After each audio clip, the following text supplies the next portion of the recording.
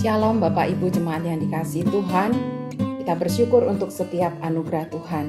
Mari kita pada saat ini merenungkan satu kebenaran firman Tuhan dari Yohanes 20 ayat yang ke-24 sampai ayat yang 29. Satu peristiwa Tuhan Yesus menampakkan diri kepada salah satu muridnya. Tetapi Thomas, seorang dari ke-12 murid itu yang disebut Didimus, tidak ada bersama-sama mereka ketika Yesus datang ke situ. Maka kata murid-murid yang lain itu kepadanya, "Kami telah melihat Tuhan." Tetapi Thomas berkata kepada mereka, "Sebelum aku melihat bekas paku pada tangannya, dan sebelum aku mencucukkan jariku ke dalam bekas paku itu dan mencucukkan tanganku ke dalam lambungnya, sekali-kali aku tidak akan percaya." 8 hari kemudian murid-murid Yesus berada kembali dalam rumah itu dan Thomas bersama-sama dengan mereka. Sementara pintu-pintu terkunci, Yesus datang dan ia berdiri di tengah mereka dan berkata, "Damai sejahtera bagi kamu." Kemudian berkata kepada Thomas, "Taruhlah jarimu di sini dan lihatlah tanganku. Ulurkanlah tanganmu dan cucukkan ke dalam lambungku, dan jangan engkau tidak percaya lagi, melainkan percayalah." Thomas menjawab dia, "Ya Tuhanku dan Allahku." Kata Yesus kepadanya, "Karena engkau telah melihat aku, maka engkau percaya. Berbahagialah mereka yang tidak melihat, namun percaya." Bapak Ibu, saudara yang kasih dalam Tuhan, Thomas si peragu. Apa yang kita ingat adalah seorang Thomas, salah satu dari murid Tuhan Yesus yang ragu-ragu akan kebangkitan Tuhan Yesus. Ragu-ragu seringkali juga kita alami, bukan? Menghadapi satu peristiwa yang menghendaki pilihan-pilihan untuk kita mengambil keputusan. Kita ragu akan setiap pertolongan Allah.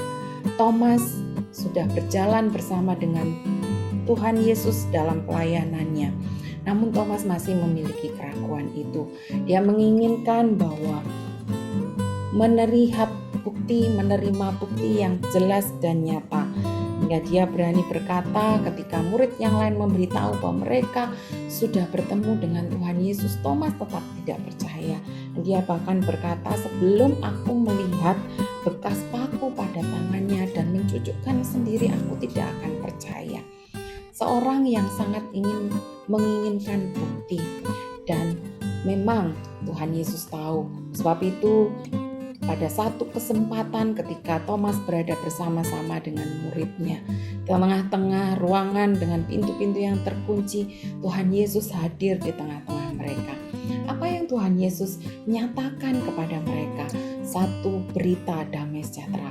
Ketika Tuhan Yesus hadir, ketika Tuhan Yesus ada di tengah-tengah kehidupan ini, maka damai sejahtera akan dimiliki.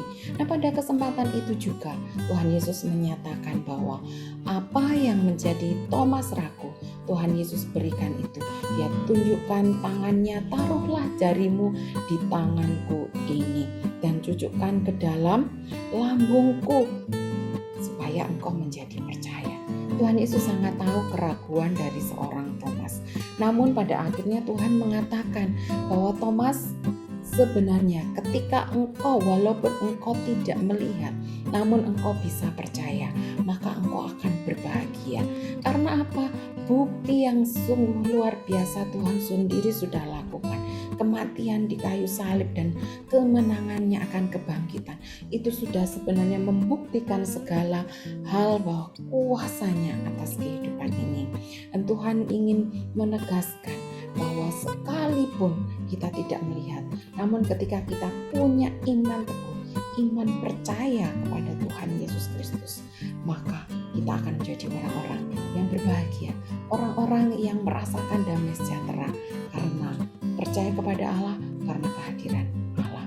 Bapak Ibu Saudara, apa yang membuat kita ragu saat ini? Apakah kita terus menghendaki bukti-bukti yang nyata dari kehadiran Tuhan ataupun pertolongan Tuhan?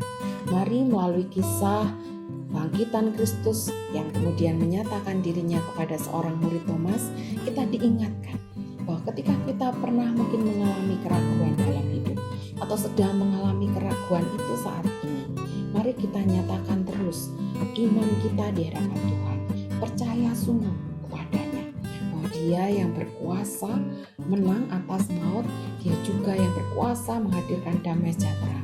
Bahkan pertolongannya nyata buat saya dan Bapak Ibu Saudara. Selamat menjalani hari-hari ini dan senantiasa yakin Kristus bersama dengan kita. Amin. Tuhan memberkati.